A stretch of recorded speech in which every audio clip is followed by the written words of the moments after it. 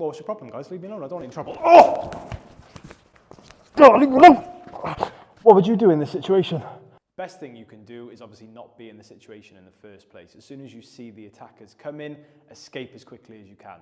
Another option you've got is to make use of improvised weapons, pick up a chair, pick up a belt, get something in between you and the attackers while you're calling for help and you're looking for a way to escape. But what if you've been caught off guard, weaponless, alone, with two angry attackers trying to smash your teeth in and the odds stacked firmly against you?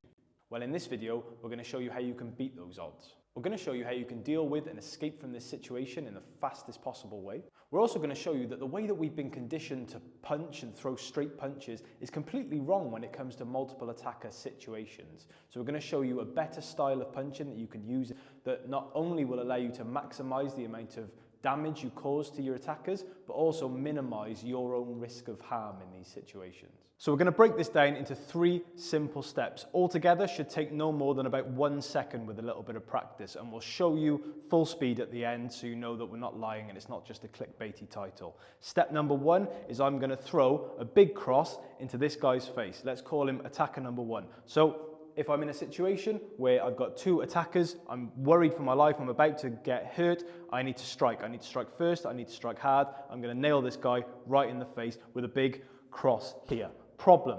Once I've thrown the cross, what's the first thing that's going to happen once I've attacked this guy's mate? Well, attacker number 2 is going to punch me. So as I've struck here, bang, I'm now knocked out. And this made us realize a problem with normal striking. We learned this in a seminar that we attended recently with Tommy Joe Moore. We've put a link into the description, so you should definitely check his channel out. He's a great instructor. And we realized that traditional striking, learned through boxing, MMA, kickboxing, is designed against one person. It's designed against an attacker that's standing right in front of you. When we throw normal shots, even a good straight punch with our chin down and our shoulder high, we're still not fully protecting ourselves from a wider angle of attack. So when I've thrown with a normal punch, it could be the best straight cross in the world, my chin down, my shoulder high, I'm still vulnerable. My temple, the top of my head is still vulnerable.